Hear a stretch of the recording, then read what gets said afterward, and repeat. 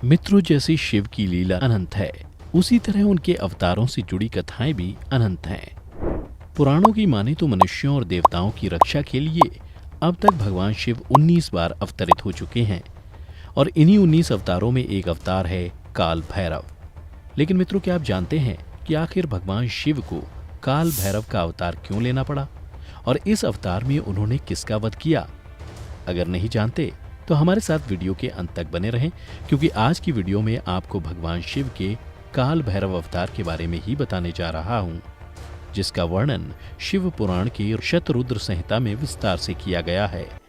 नमस्कार और स्वागत है द डिवाइन टेल्स पर आपका एक बार फिर। शिव पुराण के शतरुद्र संहिता में वर्णित कथा के अनुसार एक बार भगवान विष्णु से मिलने परमपिता ब्रह्मा जी वैकुंठ धाम आए। तब भगवान विष्णु ने ब्रह्मा जी से कहा, हे ब्रह्म, क्या आप बतला सकते हैं कि इस सृष्टि का सबसे बड़ा रचनाकार कौन है? भगवान विष्णु के मुख से यह सुनकर ब्रह्मा जी बोले, हे नारायण, यह भी कोई पूछने की बात है। सभी जानते हैं कि इस सृष्टि का रचयिता मैं हूं, इसलिए सृष्टि का सबसे श्रेष्ठ रचनाकार भी मैं ही हूं। ब्रह्मा जी के मुख से ऐसा उत्तर सुनकर विष्णु जी हैरान हो गए। फिर उन्होंने देखा कि ब्रह्मा जी के मुख पर अहंकार और अति आत्मविश्वास के चिन्ह उभर आए हैं और वह मुस्कुरा रहे हैं। यह देख भगवान विष्णु क्रोधित हो उठे। फिर क्रोध में ही उन्होंने ब्रह्मा जी से कहा, हे ब्रह्म, मेरे होते हुए तुम इस सृष्टि के सर्वश्रेष्ठ रचनाकार कैसे हो सकते हो? फिर कुछ क्षण दोनों में बहस हुई और दोनों खुद को श्रेष्ठ बताने लगे। देखते ही देखते बहस विवाद के रूप में परिवर्तित हो गई। तब भगवान विष्णु और ब्रह्मा जी ने तय किया कि चलो वेदों से जाकर पूछते हैं कि हम दोनों में से सबसे बड़ा रचनाकार कौन है। इसके बाद दोनों सबसे पहले ऋग्वेद के पास पहुंचे और उससे पूछा कि ऋग्वेद, यह बताओ कि हम दोनों में से इस सृष्टि का सर्वश्रेष्ठ रचनाकार कौन है? ऋग्वेद ने जब उनका यह कहना सुना तो वह मुस्कुरा उठा और बोले, हे नारायण, ना तो आप श्रेष्ठ रचनाकार हैं और ना ही परमपिता ब्रह्मा। यदि कोई सर्वश्रेष्ठ रचनाकार है तो वह है भगवान सदाशिव। वो ही सर्वशक्तिमान है और सृष्टि के सभी जीव जंतु भी उन्हीं में समाहित हैं।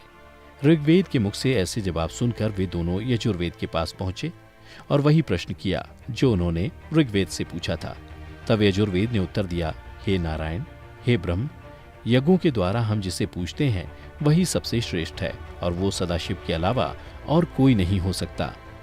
यजुर्वेद के जवाब से भी भगवान विष्णु और ब्रह्मा जी संतुष्ट नहीं हुए और फिर वे दोनों सामवेद के पास पहुंचे और उनसे भी वही प्रश्न किया। तब सामवेद ने कहा, हे ब्रह्म एवं नारायण, विभिन्न साधक और योगी जिसकी आराधना करते हैं वही सबसे श्रेष्ठ है और जो इस पूरी सृष्टि को नियंत्रित करता है वो त्र्यंबक यानी शिव हैं। इसके बाद वे दोनों अथर्ववेद के पास गए और जब उससे भी यही प्रश्न किया तो अथर्ववेद बोले, हे प्रभु, भक्ति मार्ग पर चलकर जिससे पाया जा सकता है, जो इंसानी जीवन को पाप मुक्त करता है, मनुष्य की सारी चिंताएं हरता है, वह शिव ही सबसे श्रेष्ठ है। चारों वेदों के द्वारा भगवान शिव को ही सर्वश्रेष्ठ रचनाकार बताए जाने के बाद भी ब्रह्मा जी का अहंकार शांत नहीं हुआ और वे उनके जवाबों पर जोर जोर से हंसने लगे। इतने में ही वहां दिव्य प्रकाश के रूप में भगवान शिव प्रकट हो गए। भगवान शिव को अपने सामने देख अहंकार से मोहित ब्रह्मा का 5वां सिर क्रोध की अग्नि में जलने लगा। यह देख भगवान शिव क्रोधित हो गए और उन्होंने उसी वक्त अपने एक अवतार की रचना की और उसे काल नाम देते हुए कहा कि हे काल, तुम मृत्यु के राजा हो और तुम्हें सारी सृष्टि काल भैरव के नाम से जानेगी। फिर शिव जी ने अपने अवतार काल भैरव को आदेश दिया कि ब्रह्मा जी का वह 5वां सिर काट दे जो अहंकार से मोहित हो गया है। भगवान शिव का आदेश पाते ही ब्रह्मा के क्रोध से जलते सिर को काल भैरव ने अपनी अंगुली से उनके धड़ को अलग कर दिया। काल भैरव द्वारा अपना सिर कटे जाने के बाद ब्रह्मा जी को यह आभास हुआ कि वे अहंकार में आकर खुद को सर्वश्रेष्ठ समझने की भूल कर रहे थे। फिर उन्होंने भगवान शिव से क्षमा मांगी और इस तरह भगवान शिव की कृपा से विष्णु और ब्रह्मा जी के बीच उत्पन्न हुआ विवाद समाप्त हुआ।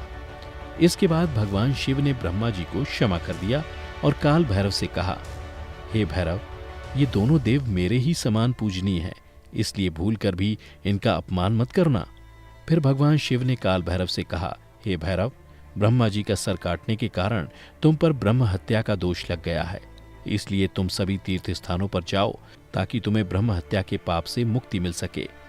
उसके बाद भगवान शिव को प्रणाम कर काल भैरव ब्रह्मा का कटा हुआ सिर अपने हाथ में लेकर बारी बारी कई तीर्थ स्थानों में गए।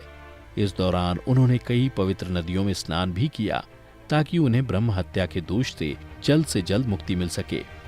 परंतु उन्होंने देखा कि ब्रह्म हत्या का पाप हर जगह उनका पीछा कर रहा है।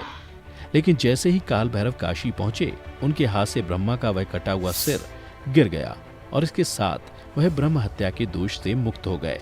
और पुराणों की माने तो काशी में जिस जगह पर ब्रह्मा का कटा सिर गिरा था, आज उसे ही कपाल मोचन तीर्थ के नाम से जाना जाता है। और ऐसा भी माना जाता है कि उस दिन से काल भैरव स्थायी रूप से काशी में ही निवास करने लगे और आज भी वहां विराजमान है। इसलिए दोस्तों, ऐसा माना जाता है कि जो भी व्यक्ति काशी यात्रा के लिए जाता है या वहां रहता है, उसे कपाल मोचन तीर्थ अवश्य जाना चाहिए। वेदों में जिस परम पुरुष को रुद्र बताया गया है, तंत्र शास्त्र में उसी रुद्र का भैरव के रूप से वर्णन किया गया है। इतना ही नहीं, ऐसा भी कहा जाता है कि काशी में निवास व भ्रमण करने वाले लोग भैरव कृपा से यमराज भी वहां आने से डरते हैं। क्षेत्रों में भैरव या भैरव को तांत्रिक और योगियों का इष्ट देव भी बताया गया है। तंत्र साधक विभिन्न प्रकार की सिद्धियां प्राप्त करने के लिए भैरव की उपासना करते हैं। ज्योतिष शास्त्र के अनुसार भैरव छाया ग्रह राहु के देवता हैं, इसलिए वे लोग जो राहु से मनोवांछित लाभ पाने के इच्छुक होते हैं, वे भैरव की उपासना कर उन्हें प्रसन्न करने की कोशिश करते हैं। तो मित्रों, आप अगर कभी काशी यात्रा पर जाएं तो कपाल मोचन तीर्थ अवश्य जाइएगा। और इसी के साथ आज की ये कथा समाप्त होती है। अगर आपको हमारी ये कथा पसंद आई हो तो ज़्यादा से ज़्यादा लाइक और शेयर अवश्य करिएगा। और अगर आपने द डिवाइन टेल्स चैनल को अभी तक सब्सक्राइब नहीं किया है तो अभी सब्सक्राइब कर लें, ताकि आपको ऐसी आध्यात्मिक और पौराणिक कथाओं की जानकारी मिलती रहे।